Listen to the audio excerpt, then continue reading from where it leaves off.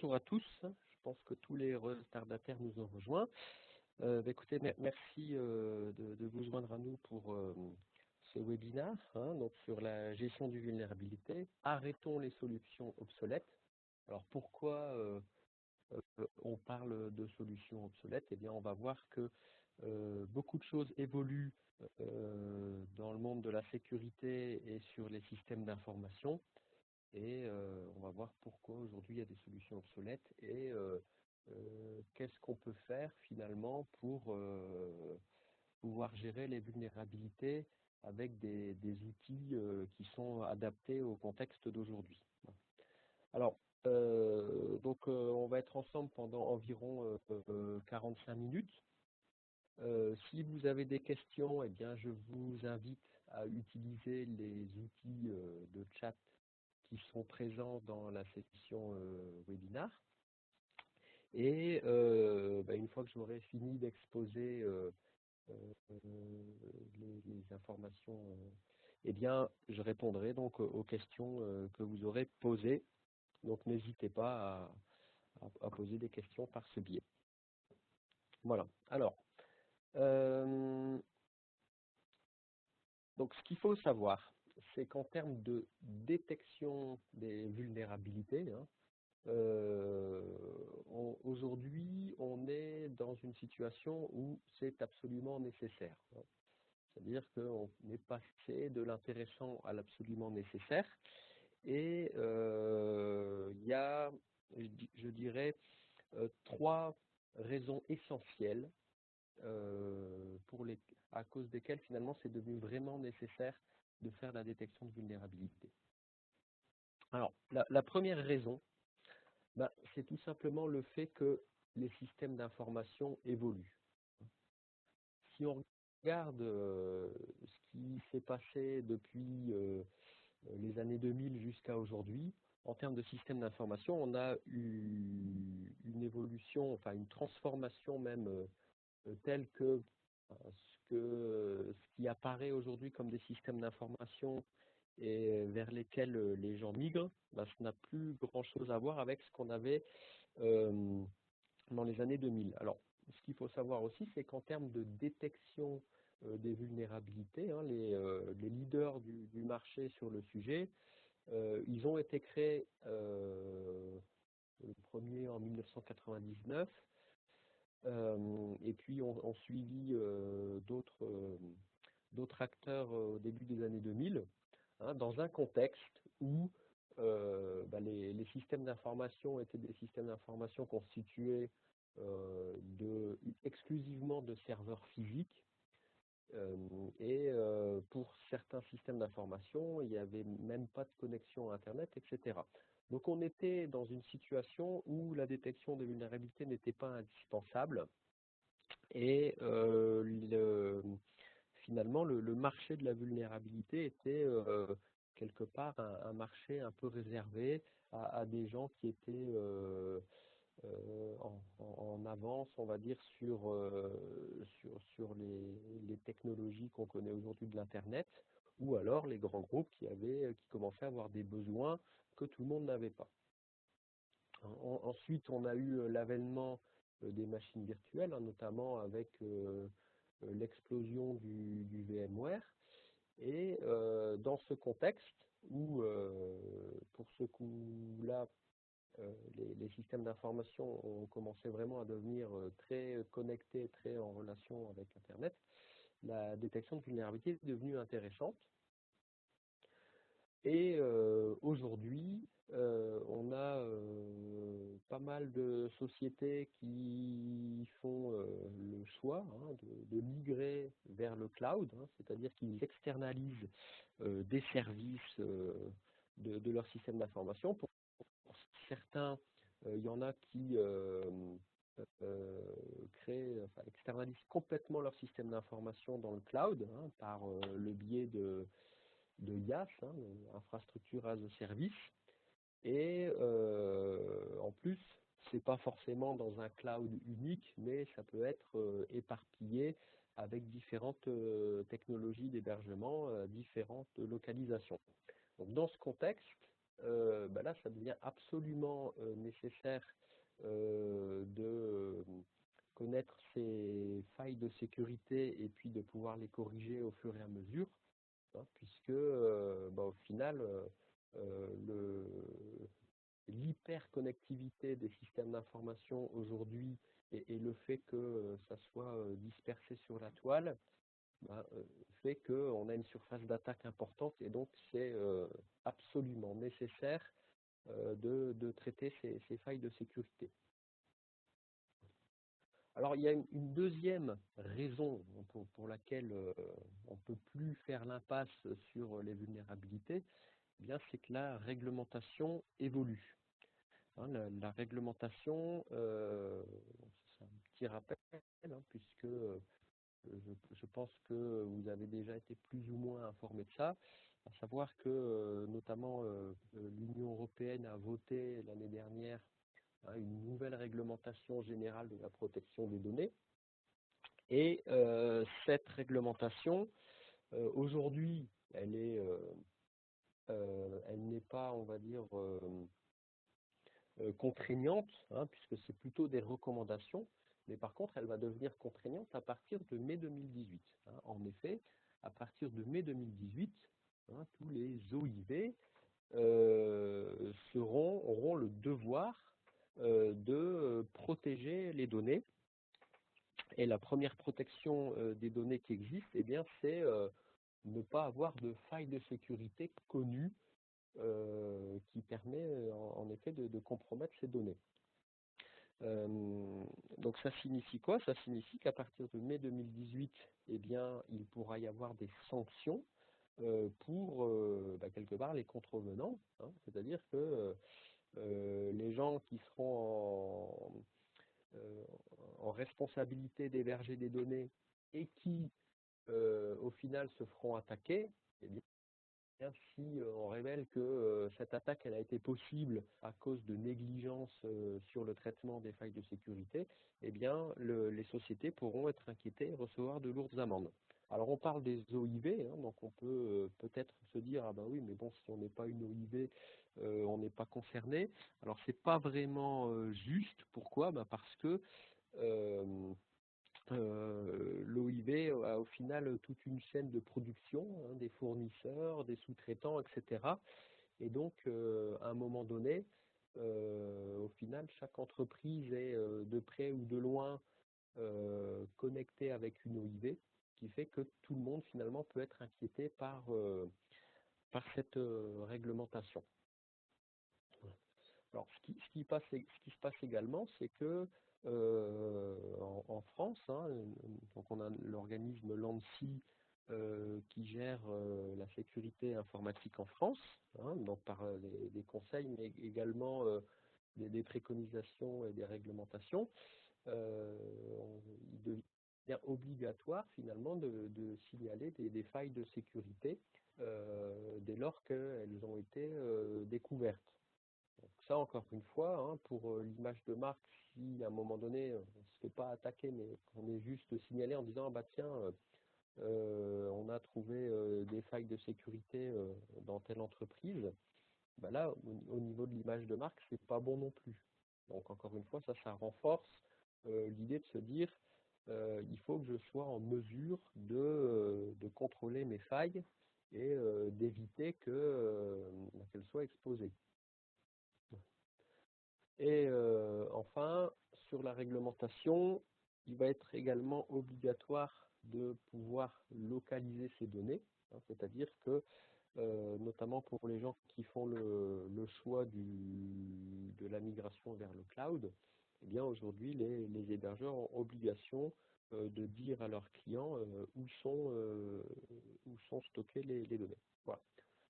Ça, c'est le cadre, on va dire, légal qui évolue et qui, du coup, met une pression supplémentaire sur tout ce qui est gestion des vulnérabilités.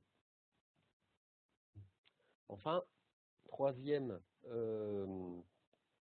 troisième bonne raison de gérer les vulnérabilités, c'est le fait que les attaques se multiplient. Hein. Bon, si on regarde quelques petites statistiques, en 2016, hein, en France, on a quand même une attaque sur 4 qui réussit. Hein, donc c'est un problème qui est à prendre au sérieux. Et d'après le cabinet de conseil Accenture, il y a 2 ou 3 cyberattaques qui se produisent chaque mois pour chaque entreprise.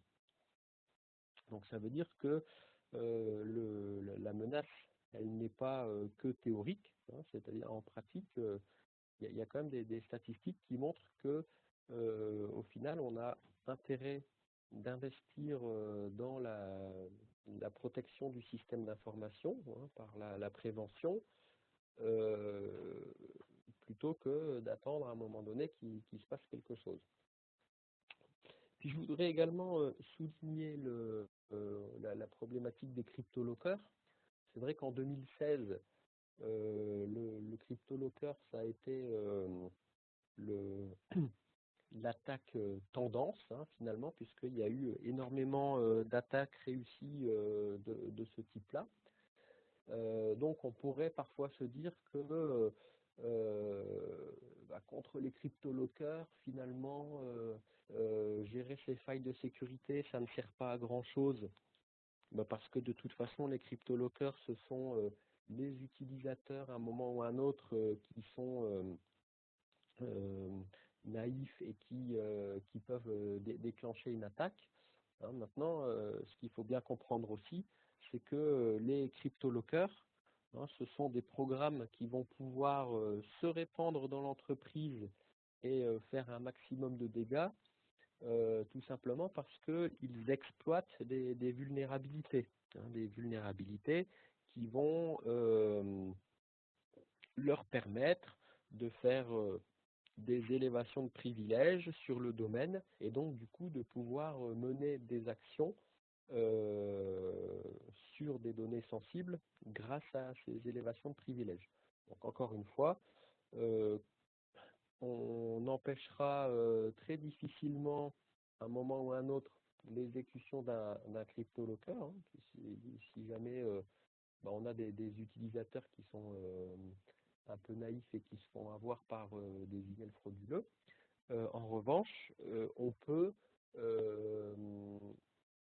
empêcher que le crypto-locker fasse ce pourquoi il est conçu, eh bien, par une bonne hygiène en termes de sécurité sur l'ensemble des machines du système d'information. Voilà. Donc, donc ça, c'était la théorie. Alors maintenant, si on parle de la pratique, en effet, hein, on a beaucoup d'interlocuteurs qui nous disent « Oui, c'est vrai, vous avez raison, il faut s'occuper des vulnérabilités, mais vous savez, c'est un travail pénible, je n'ai pas le temps, je n'ai pas les ressources nécessaires pour le faire. » Et ça, c'est quelque chose, c'est on va dire une croyance euh, qui est réelle. Pourquoi? Parce que ça vient finalement des acteurs historiques du marché. Et ce qui fait qu'au final, gérer des vulnérabilités, c'est quelque chose qui est pénible. Alors pourquoi c'est pénible?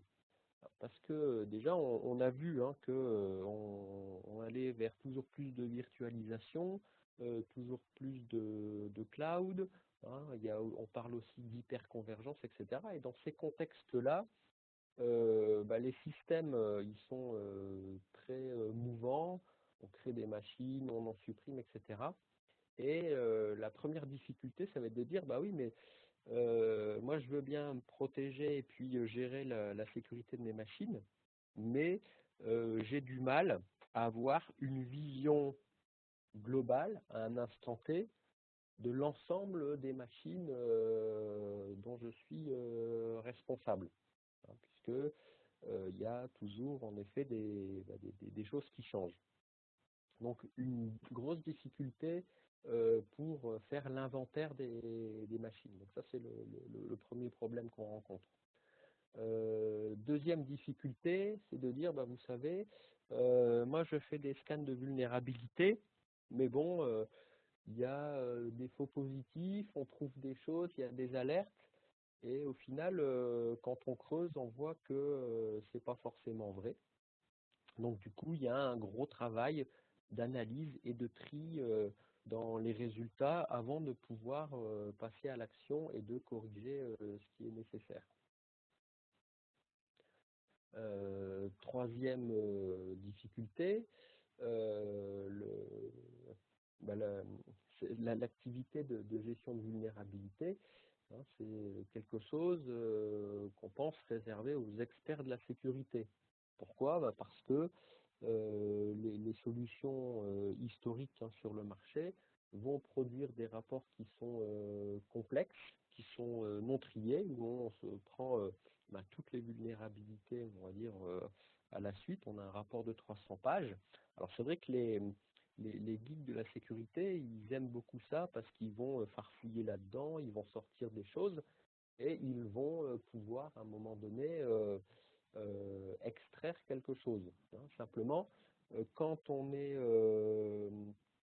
une société, on va dire, un peu plus modeste, hein, où au niveau du système d'information, on n'a pas de quoi multiplier les ressources, d'avoir des experts sécurité, etc., mais qu'on a simplement des administrateurs système qui gèrent leur système au jour le jour, bon, bah, ils n'ont pas forcément le temps d'aller mettre leur nez dans ce genre de rapport et d'y passer du temps, hein. Donc ça, c'est une troisième difficulté par rapport à ce métier. Euh, donc ensuite, hein, scanner, ça peut perturber les machines, hein. Ça peut, parfois, on peut avoir sur certaines machines Windows des écrans bleus. On peut surcharger les machines pendant le scan, ce qui fait que le serveur de production, bah, du coup, ne répond plus bien à ses clients et ne remplit plus bien sa fonction. Donc, dans ces conditions-là, euh, bah, encore une fois, hein, on va être obligé de trouver des fenêtres de maintenance pour faire les tests. On a peur de casser les machines, etc. Donc, du coup, on est réticent au final au fait bah, de rentrer dans cette démarche. Et puis enfin, il y a aussi un gros souci, hein, avec les solutions historiques de confidentialité et de localisation des données, puisque vous avez beaucoup d'acteurs qui vous proposent des solutions, on va dire, SaaS, hein, où finalement vous vous connectez sur un site et à partir de ce site, vous allez faire des scans, par exemple, d'adresses publiques. Ou alors, on vous fait installer des agents, etc., en interne qui scannent les machines et qui les renvoient sur Internet. Et donc, au final, bah, on ne sait pas très bien s'il y a des gens ou des organisations gouvernementales qui peuvent exploiter ces données. Et puis, en plus, on ne sait pas trop où ça part. Voilà. Ça, c'est une raison aussi supplémentaire de se dire, c'est un frein, on va dire, au processus. Alors, du coup, ce qu'on propose, hein, pour répondre, on va dire, à toutes ces difficultés, eh bien, il faut, en effet, pour pallier à ces difficultés, des fonctionnalités essentielles, hein, que les solutions dites obsolètes n'ont pas aujourd'hui. Et ces fonctionnalités, bah, déjà, il y a une première fonctionnalité importante qui est l'autodécouverte, c'est-à-dire la capacité dans un environnement complexe, hein, de cloud, de machines virtuelles, etc., de connaître à tout instant un inventaire qui soit juste de, de l'ensemble des machines. C'est pour ça que une solution au goût du jour, ben, il est indispensable qu'elle soit munie de connecteurs qui soient en mesure de dialoguer avec les environnements en cloud et les environnements virtuels, ben, pour justement voir et inventorier les machines et avoir en temps réel ben, la liste des machines avec leur état. Ensuite, dans la mesure où il y a sur des machines pas mal d'événements, hein, puisqu'il y a souvent des changements, des mises à jour, etc. Eh bien, c'est indispensable d'avoir un outil de monitoring, hein, de surveillance en termes de configuration de sécurité de base, qui va aussi permettre d'alerter les gens en cas de changement et pouvoir réagir rapidement. Euh, dans la mesure où on est un peu dans un contexte où il y a de plus en plus de machines, euh, avoir une solution pour laquelle il faut déployer des agents, ben ça c'est quelque chose qui est extrêmement compliqué parce que dès lors qu'on a déployé des agents, ben ces agents il faut les maintenir à jour, régulièrement il y a des nouvelles versions, il faut mettre à jour, etc. Donc ça c'est beaucoup de travail et au final une solution qui va permettre facilement de mettre en œuvre une gestion de vulnérabilité, c'est une solution sans agent. Autre élément important, hein, pour pallier à tout ce qui est perturbation des machines, eh bien, il faut être en mesure de faire un diagnostic sans toucher à la machine de production. Alors ça, aujourd'hui, bah, c'est quelque chose qui est possible, hein, mais que bon, les solutions historiques ne proposent pas, malheureusement. Hein. C'est la capacité, dans un environnement virtuel ou cloud, hein, de créer une copie du serveur que l'on veut auditer au vol, afin d'auditer cette copie plutôt que la machine de production. Donc cette technique-là, elle va résoudre en effet donc la problématique de la perturbation, hein, puisque du coup on ne perturbe plus la machine de production. Ça va également résoudre la problématique des faux positifs. Alors pourquoi? Eh bien parce que en général, pour éviter les problèmes de perturbation, on va favoriser les scans non authentifiés et non intrusifs. Hein, donc on ne perturbe pas, ou du moins le risque de perturbation est limité, mais en revanche, bah, si on regarde, on va dire, une machine de loin aux jumelles, au final, bah, il y a certains détails qu'on ne verra pas et il y a certaines informations qui seront erronées. Voilà. Donc le clonage permet du coup, sans risque, de pouvoir faire des tests intrusifs précis, en mode authentifié, et de cette façon d'éviter les faux positifs. Euh, ensuite, un système d'information, hein, bah, aujourd'hui, ça peut être très hétérogène, hein, puisqu'à un moment donné, pour une partie de la production, on peut très bien être séduit à un moment donné par une offre cloud, mais que cette offre cloud, on évite, je dirais, de la faire tourner pour certains autres services qu'on va pour le moment garder, on va dire, en local dans un data center. Donc, le fait finalement d'avoir un environnement très hétérogène, ben, il faut être en mesure d'avoir une gestion centralisée des vulnérabilités pour tous ces environnements différents. Donc c'est pour ça qu'il est essentiel qu'une solution de gestion des vulnérabilités ne soit pas centrée uniquement sur un seul type de, comment dire, de technologie d'hébergement. Je vous donne un exemple. Par exemple, dans Amazon Web Services, hein, vous allez trouver plein d'acteurs qui ont développé des petits outils, mais c'est uniquement consacré à ce que vous aurez pu déployer dans Amazon Web Services. Mais bon, la réalité fait qu'on a également, on a souvent d'autres choses, et donc du coup, on va devoir utiliser un outil pour les machines Amazon Web Services, et puis pour le reste, qu'est-ce qu'on fait? Donc c'est essentiel de faire attention à ce que lorsqu'on a une solution de gestion de vulnérabilité, c'est de pouvoir adresser tous les contextes auxquels on fait appel pour faire tourner le système d'information. Et enfin, dernier élément, l'époque où on a le geek de la sécurité qui passe des heures dans son rapport à trifouiller, bon ça c'était sympa, on va dire dans les années 2000. Maintenant c'est vrai qu'aujourd'hui on n'a pas trop de temps à consacrer pour ça.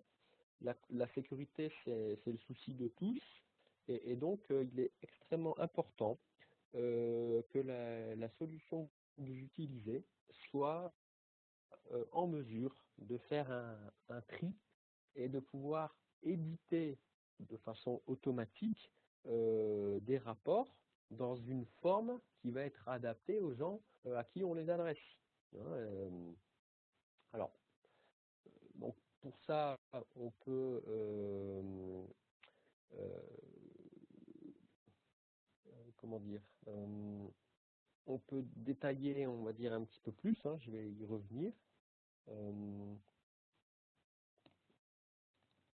À savoir que les gens vont déjà avoir besoin de comprendre l'exposition à la cybermenace du système d'information. Donc c'est pour cette raison qu'il est indispensable d'avoir des indicateurs de risque, hein, c'est-à-dire des éléments clés qui vont montrer la nature de l'exposition du risque. Donc ces éléments clés, c'est finalement ce qu'on entend un petit peu tout le temps quand on entend parler d'une cyberattaque. Hein, on entend parler de débit de service, de saturation des machines, d'indisponibilité de service, de vol de données. On entend parler de toutes ces choses-là. Eh bien, une solution doit être capable, à partir du moment où elle audite des machines, elle doit être capable de restituer ces informations dans un format simple et compréhensible de tous. Donc ensuite, elle doit être aussi capable de faire le tri hein, dans les vulnérabilités afin de savoir qui est concerné par les failles hein, et de façon à savoir qui va être en mesure de corriger. Hein, et enfin, elle doit pouvoir fournir les outils nécessaires à la remédiation, hein, comme par exemple des feuilles de route hein, où on va avoir d'une façon triée pour chaque problème détecté la solution à appliquer. Voilà. En environnement cloud, hein, dans les environnements cloud, vous avez un tas d'outils qui sont finalement des firewalls virtuels, ce genre de choses. Donc des éléments, on va dire, du data center hein, qui ont été également virtualisés, qui apparaissent sous forme de services.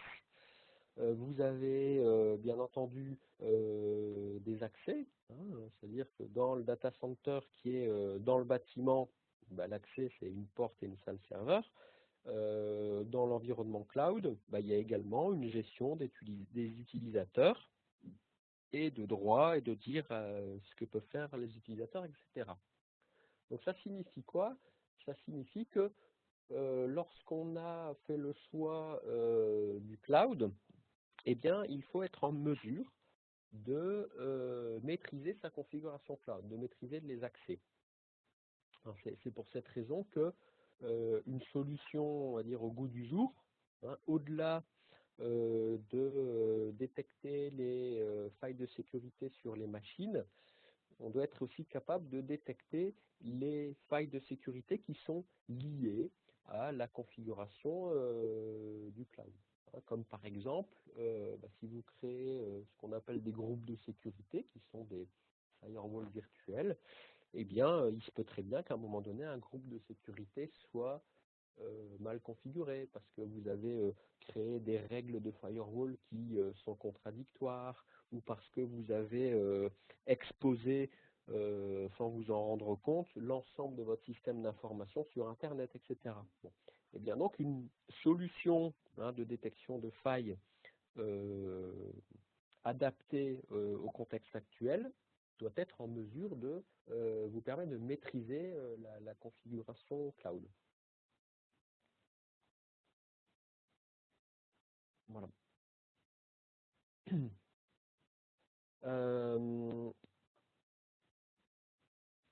Donc, chez Security, c'est ce que nous, aujourd'hui, on vous propose, puisque dans l'exposition des problématiques liées, on va dire, à la détection, à la gestion des vulnérabilités, au contexte moderne, eh bien, aujourd'hui, nous, on a des solutions à vous proposer, qui sont Elastic Detector ou Elastic Workload Protector pour les environnements cloud en particulier, qui vont justement permettre d'adresser ces besoins, du coup, par des tableaux de bord et des indicateurs de risque, par également des feuilles de route qui vont permettre à chacun de corriger les failles pour le périmètre qui les concerne. Voilà. Donc j'en ai fini avec mon exposé. Je vais maintenant répondre aux questions, s'il y en a.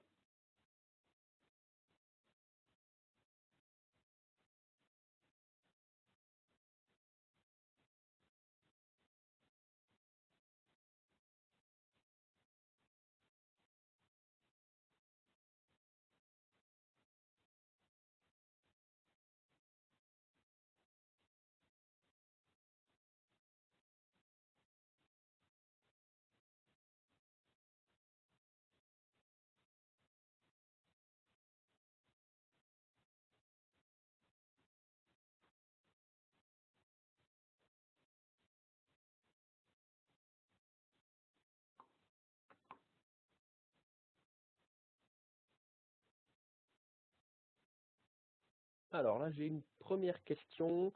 On me demande quelles sont finalement les différences entre ce qu'on fait chez SecuIT avec Nessus. Alors, typiquement, un Nessus, pour ceux qui ne connaissent pas, c'est un acteur historique de la détection de vulnérabilité. Donc ça existe depuis le début des années 2000. Au départ, ils ont constitué une base de connaissances des vulnérabilités. Et donc la solution, au final, c'était un scanner de vulnérabilité qui sortait, on va dire, dans toutes les vulnérabilités trouvées dans l'ordre où ça venait. Voilà.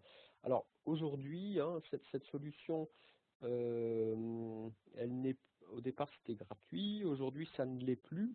Ça a été racheté par une société qui s'appelle Tenable, donc qui a développé des choses autour, mais au final c'est une solution qui revient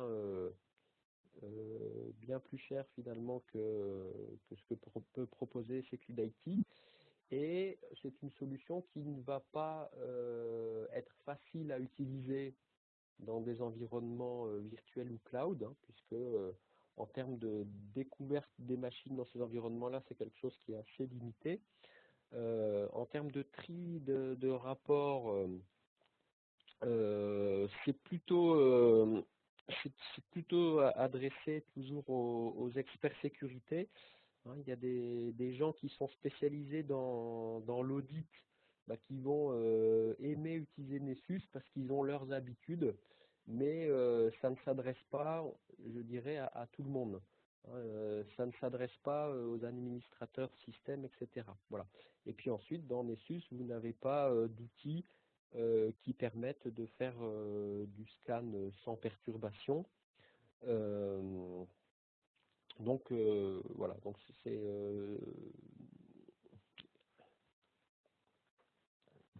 donc c'est voilà. Ensuite j'ai une autre question. Alors, est-ce qu'il est possible de revoir quelques slides? Alors, le webinar, hein, il est enregistré. Hein, tous les inscrits au webinar recevront un email les invitant à revisionner le webinar. Alors ensuite, autre question. D'où la base de vulnérabilité utilisée par Elastic Detector provient? Est-ce que c'est une base qui est partagée par plusieurs acteurs de la sécurité? Alors, euh, on utilise comme base de connaissances OpenVAS. Alors justement, hein, OpenVAS, c'est une base de connaissances qui vient du monde open source. Et cette base, au départ, elle a justement été créée par Nessus. Hein, donc c'est quelque chose en termes de base de connaissances qui est ancien. Simplement, quand Nessus a été racheté par Tenable, eh bien Tenable a continué à faire évoluer la base anciennement OpenVAS dans le sens Tenable, mais par contre la base open source eh bien, a continué à exister et est toujours aujourd'hui alimenté par un grand nombre d'acteurs de la sécurité dans le monde. Voilà, donc c'est une base qui est très vivante, puisque en 2016, il n'y a pas moins de, en moyenne de 28 nouvelles vulnérabilités qui ont été ajoutées chaque jour dans cette base. Alors, en plus de ça, hein, la solution Elastic Detector, elle va permettre également d'exécuter des tests qui sont propres à SecuLIT. C'est-à-dire que sur fond de base OpenVAS, hein, SecuLIT a une certaine expertise en sécurité, hein, puisque ça a été fondé par des experts sécurité, et il y a un regard finalement permanent sur les tests qu'on joue, et donc il y a des tests supplémentaires qui sont joués par SecuLIT.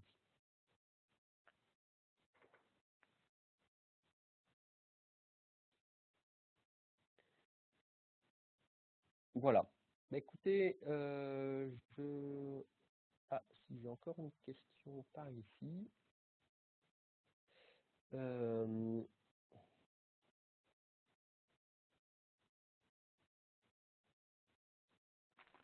alors, une question sur Panda Cloud Manager. Donc, que vaut une telle solution et existe-t-il des failles de ce logiciel par rapport au vôtre? Alors, de mémoire, Panda Cloud Manager, alors peut-être que vous allez, on va dire, le préciser dans le chat, mais je pense qu'au départ, c'est une solution d'antivirus, et le Panda Cloud Manager, ça doit être une solution d'antivirus orienté cloud. Donc ça veut dire quoi? Ça veut dire que c'est pas exactement le même métier que ce qu'on fait chez SecuLIT, puisque chez SecuLIT, on va détecter des failles de sécurité sur les systèmes. Hein, donc les failles de sécurité, elles sont induites par les systèmes eux-mêmes, par les applicatifs, etc. Et on va proposer des solutions pour les corriger. Hein, donc on est dans le préventif et quelque part, on met à jour, on change les configurations, etc. On corrige de façon à ne plus être vulnérable avant que ces vulnérabilités soient exploitées par un hacker, par un outil malveillant. Voilà. Euh, le métier d'antivirus, là, l'idée c'est de détecter un malware si à un moment donné il est présent sur une machine et puis de le neutraliser. Donc, quelque part, hein, c'est complémentaire, hein, puisque c'est pas tout à fait le même métier, hein. Voilà, j'espère que j'ai répondu à votre question.